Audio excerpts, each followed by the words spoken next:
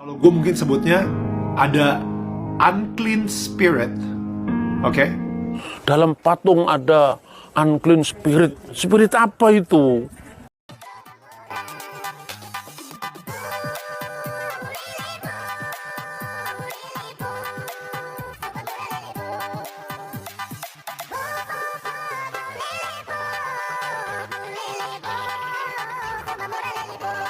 Nah, akhir-akhir ini beredar satu hiruk pikuk atau kehebohan di tanah air kita, khususnya ketika seorang presenter atau namanya Daniel Mananta itu menafsirkan teks dari kitab Nabi Yesaya yang katanya di dalam patung itu ada unclean spirit katanya.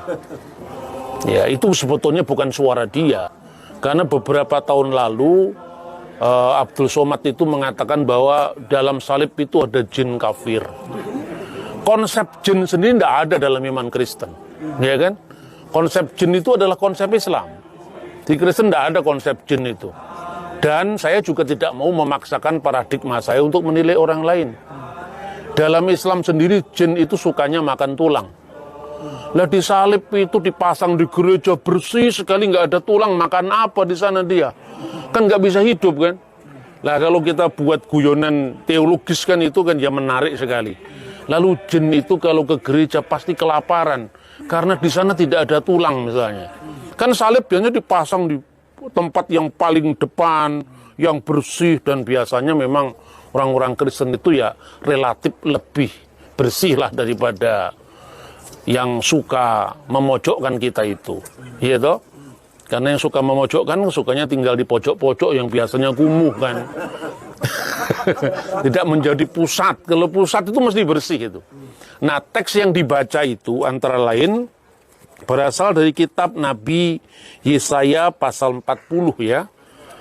Kira-kira seperti ini. Siapa yang menakar air laut dengan lekuk tangannya dan mengukur langit dengan jengkal, menyukat debu tanah dengan takaran, menimbang gunung-gunung dengan dacing dan bukit-bukit dengan raja.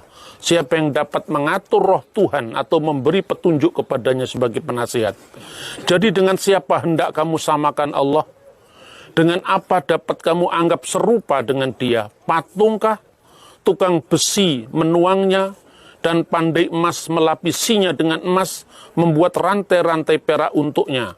Orang yang mendirikan arca, memilih kayu yang tidak lekas busuk, mencari tukang yang ahli untuk menegakkan patung yang tidak lekas goyang. Tidakkah kamu tahu? Tidakkah kamu dengar? Tidakkah diberitahukan kepadamu dari mulanya?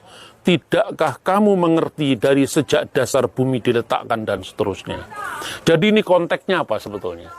Konteksnya itu adalah Israel sudah diselamatkan oleh Tuhan, yang adalah pengendali, penguasa, pantokrator semua alam semesta ini. Masa harus kamu samakan dengan patung-patung buatan tangan manusia untuk disembah? Tapi kalau membuat benda seni, tidak semuanya itu harus dikatakan sembahan kan? Ya, itulah sebabnya negara kita itu rusak karena apa? Benda-benda seni dianggap musuhnya Tuhan. Lah Tuhan kok ya punya musuh patung itu, kok ya pangkatnya kan masa direndahkan. Tuhan itu penakut, takut dengan patung itu loh. Saudara-saudara, kita melihat Alkitab itu mesti dengan konteks ya. Yang pertama, apakah membuat benda-benda liturgis itu dilarang? Itu harus kita clear dulu ya. 10 perintah Tuhan itu kurang tajam seperti apa kalau dibandingkan dengan mereka yang suka salah paham dan pahamnya salah itu. Ya kan? 10 perintah Tuhan itu yang namanya Asyeret Hadivarim.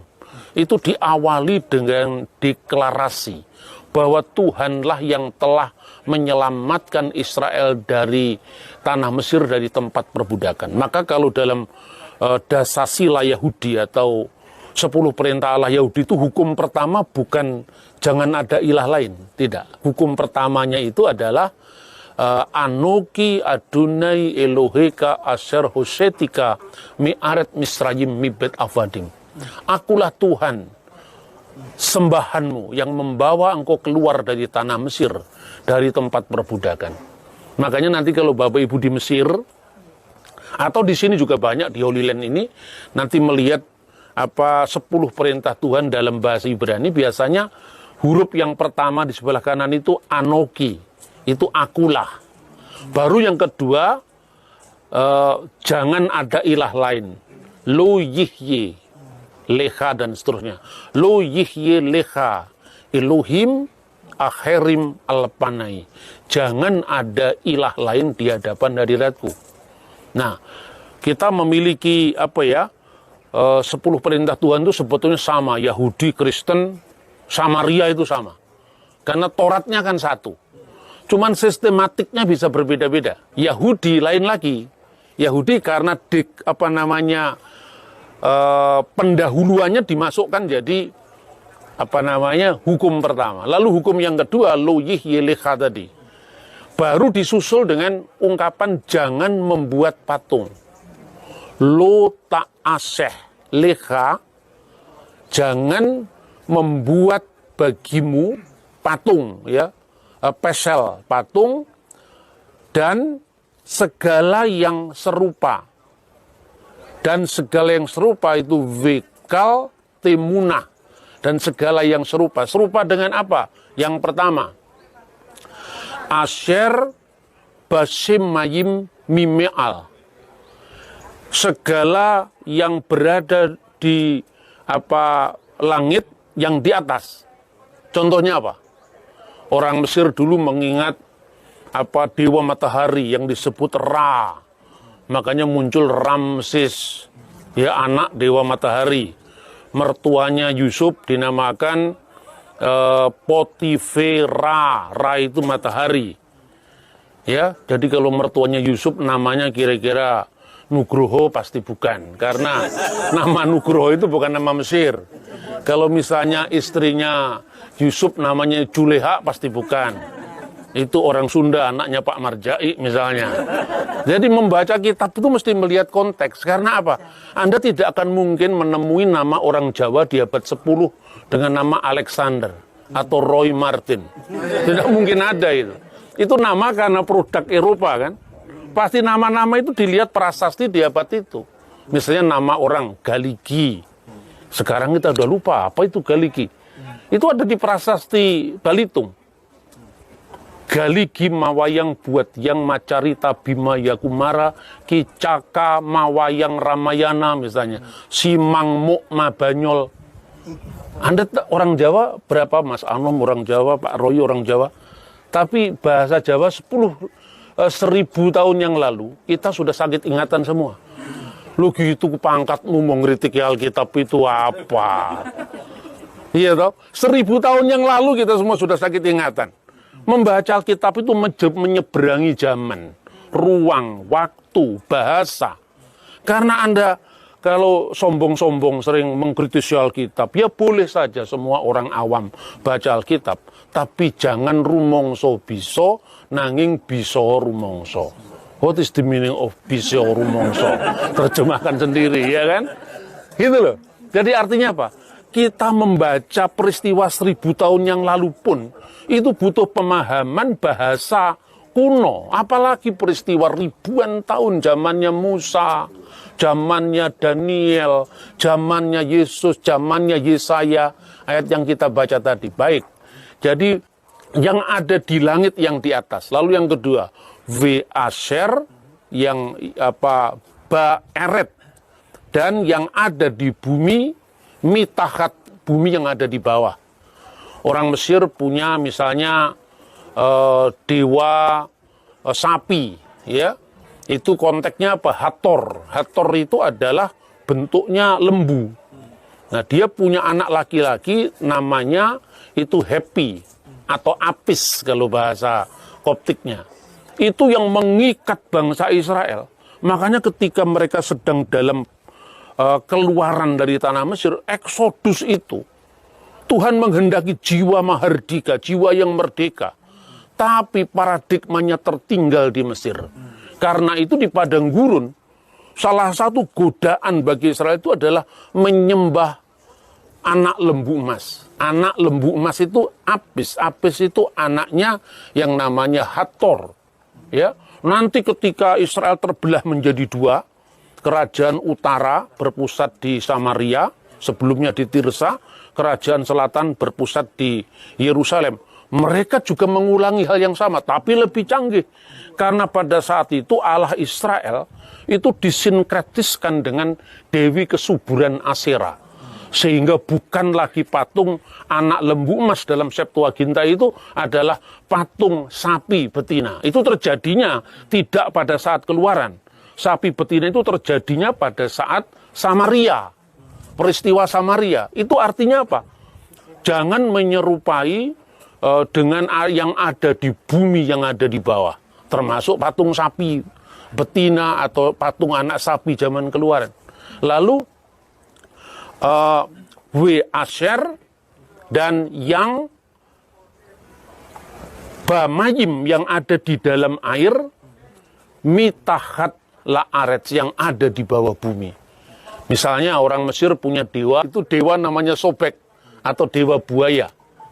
Itulah yang Tuhan peringatkan di 10 perintah Tuhan itu. Dan semuanya itu berkaitan dengan apa? Berkaitan dengan penyembahan patung-patung yang berhubungan dengan komitmen mereka kepada Tuhan yang tidak mau diduakan, tidak mau diserupakan. Itu konteksnya. Tapi kalau membuat arca, membuat benda liturgis yang itu berkaitan misalnya gambarnya malaikat, boleh. Contohnya kita baca ya satu ayat. Itu semua harus ada dasar teksnya, dasar biblikalnya ya. Misalnya kita bisa baca di dalam kitab Keluaran 25 ayat 18. Dan haruslah kau buat 2 kerub dari emas. Kau buatlah itu dari emas tempaan pada kedua ujung tutup perdamaian itu. Ini jelas Tuhan membolehkan membuat gambar apa namanya kerubim. Kerubim itu kan gambarnya malaikat. Itu 3 dimensi loh, bukan 2 dimensi. Artinya bikin patung ciptaan itu boleh, ya toh? Karena apa? Manusia itu kan membutuhkan apa? Membutuhkan sebuah visualisasi dari yang tidak kelihatan. Tetapi Tuhan memberikan apa pedoman yang boleh kamu visualisasikan itu adalah ciptaan. Atau misalnya orang-orang yang disebut hamba pilihan, tidak semua pukul rata. Jangan membuat patung, misalnya patung apa dulu. Gitu. Makanya kalau di dalam gereja itu ada ikon. Ikon itu sendiri teksnya ada di dalam kitab suci. Yesus disebut sebagai ikon dari Allah yang kelihatan. Karena itu wujud inkarnasi. Firman menjadi manusia. Lah kalau firman menjadi manusia kan bisa digambar. Kalau Taurat sudah ditulis dalam bahasa Ibrani kan juga bisa ditulis. Nah sekarang tulisan, gambar, patung 3 dimensi itu kan tinggal kita melihat dari aspek mana gitu loh. Jadi tidak sesederhana dikatakan dalam patung ada unclean spirit. Spirit apa itu? Melihat sejarah harus jelas ya. Maka selama kita di kota suci ini kita bisa meningkatkan kepekaan rohani kita dengan refleksi-refleksi yang bisa membuat kita lebih dekat pada Tuhan, tetapi juga beriman secara cerdas. Bukan sekedar mengasihi Tuhan dengan segenap hati, penghayatan. Dukun itu kan juga penghayatan. Tapi dengan logika, ya kan, diimbangi mengasihi Tuhan dengan segenap akal budi. Nah, contoh sekarang. Ketika Tuhan menyatakan diri kepada Musa, dia menyatakan diri apa? Aku adalah aku. Ehyeh, Asyar, Ehyeh. Aku adalah aku. Kenapa? Itu menjadi sangat penting. Karena itu menekankan kemahahadiran Tuhan. Sebelum kata esa, itu yang penting hadir dulu. Maka kalau dalam bahasa Latin, omnipresent. Omni itu lebih mendalam ketimbang unum. Omni itu adalah kesegalaan, kesemestaan, ya, kemahadiran. Maka Tuhan menyatakan diri, aku adalah aku. Kalau secara harafiah artinya aku ada yang aku ada. Jadi Tuhan itu maha ada. Maka di dalam Septuaginta, Alkitab dalam bahasa Yunani yang diterjemahkan di Alexandria abad ketiga sebelum Masehi, itu disebutkan dalam terjemahan sana, terjemahan Septuaginta, ego eimi hoon. Hoon itu yang menjadi kata ontologi, ya, keberadaan. Jadi Tuhan itu bukan sekedar ada, tapi maha ada. Apa bedanya? Mahanya itu lebih penting. Saya ada ketika saya 10 tahun yang lalu, 20 tahun yang lalu, keadaannya tidak seperti ini. Rambut saya masih gondrong, masih lebat. Sekarang mulai terkikis oleh zaman. Setelah 20 tahun mulai memutih, mulai jarang. Jadi keberadaan manusia kan temporal, tidak ada yang abadi. Maka dulu saya tidak ada, kini saya ada, nanti saya tidak ada lagi secara fisik. Itu manusia. Tapi Tuhan, pernahkah dia tidak ada? Dia selalu ada. Makanya dalam doa Yahudi yang namanya Adon Olam, itu ditekankan bahwa Tuhan itu Wehu hayah, wehu howeh, wehu yihye batif arah. Dia yang sudah ada, yang ada, dan yang akan ada. Yang seterusnya ada. Dan itulah yang mendasari doa Rasul Yohanes dalam kitab Wahyu. Di mana Tuhan menyatakan diri yang ada, yang sudah ada, dan yang akan datang, yang maha kuasa. Itu yang ditekankan dengan kemahaadaan Tuhan. Kalau 1, 2, 3 itu setelah ada ciptaan. Sebelum ada ciptaan, belum ada 1, 2, 3, Pak Gendut naik kuda, belum ada. 1, 2, 3 itu karena apa? Sudah ada yang lain. Coba sekarang. Tuhan mengatakan, aku adalah aku. Aku. Adanya aku itu kan setelah ada engkau. Makanya dibedakan ketika masih satu. Sebelum dunia ada, yang ada siapa? Hanya Tuhan. Ciptaan belum ada. Ketika ciptaan sudah ada, baru ada selain aku, yaitu kamu. Itu baru ada 2, gitu. Baru Tuhan menciptakan yang lain, ada 3. Aku, kamu, dan dia. Pihak kedua menjadi jamak aku dan kalian, gitu. Pihak ketiga menjadi jamak aku, kalian, dan mereka. Nanti di antara sekumpulan manusia yang menjadi jamak, kami dan kamu sekalian. Adanya aku, dia, itu setelah ada yang lain. Jadi, itulah sebabnya Tuhan tidak menyatakan misalnya, hai Musa, akulah Tuhan, tidak ada Tuhan selain aku. Dia tidak mengatakan begitu. Karena itu setelah ada ruang, setelah ada waktu, setelah ada bilangan. Jadi iman Kristen itu mendalam, saudara-saudara. Tidak sesimpel yang dikatakan, di dalam patung ada unclean spirit, enggak ada, itu primitif sekali itu. Itu kan pandangan-pandangan yang pendalamannya kurang. Nah sekarang, enggak usahlah kita ngomong Alkitab terlalu agung, terlalu mulia. Saya ajak Anda ngomong Aristoteles saja. Nah, ya, seorang filosof yang terkenal. Kata Aristoteles, refleksi manusia itu terbagi menjadi 3. Yang paling rendah, itu namanya fisik. Jadi fisik ini orang tidak akan bisa paham kalau tidak melihat bendanya. Ini misalnya. Ini bundar. Semua mata melihat ini bundar. Topi saya bundar. Bundar topi saya. Kalau tidak bundar, itu topi persegi misalnya. Kan ada persegi, ada bundar kan? Itu fisik. Di atas fisik ini namanya matesis. Matesis itu adalah bilangan. Ya, 1, 2, 3 itu bilangan. Nah, misalnya 1 tambah 1 tambah 1 sama dengan berapa? 3. Jadi kalau Bapa, Putra, dan Roh Kudus ada berapa? Ada 3. Loh, itu kan ditambah kalau dikali. 1 kali 1 kali 1 tetap 1. Lah Tuhan itu tak terhingga. Tak terhingga, tambah tak terhingga, tambah tetap tak terhingga. Iya kan? Nah, logika kita mainkan sekarang. Ketika Anda mengatakan 2 kali 5 sama dengan 10. 5 kali 5 sama dengan 25. 5 kali 1000 sama dengan 5000. Mana 5000-nya? Anda keluarkan uang receh 5000. Ini kan simbol 5000. 5000 itu 5000 meter, 5000 kilometer, 5000 liter. Lah itu apa? Ini konteksnya matesis. Itu baru tingkat kedua.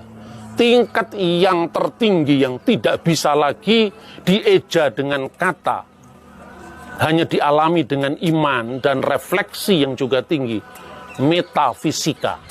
Metafisika. Dibalik yang fisik. Jadi ini yang tertinggi, itulah Tritunggal. Makanya kalau saudara mengatakan Tuhan itu satu, setan juga bisa. Itu disebutkan dalam kitab suci kan, Yakobus pasal 2:19. Kamu percaya Allah itu satu? Kalau hanya itu, setan juga tahu dan gemetar karena keesaannya. Jadi esa, ya, itu menegaskan komitmen kita. Makanya Bapak Ibu kalau kita lihat nanti di toko-toko souvenir, di hotel atau di mana ada benda yang namanya mezuzah, ditulis huruf sin. Itu bagian daripada komitmen kita.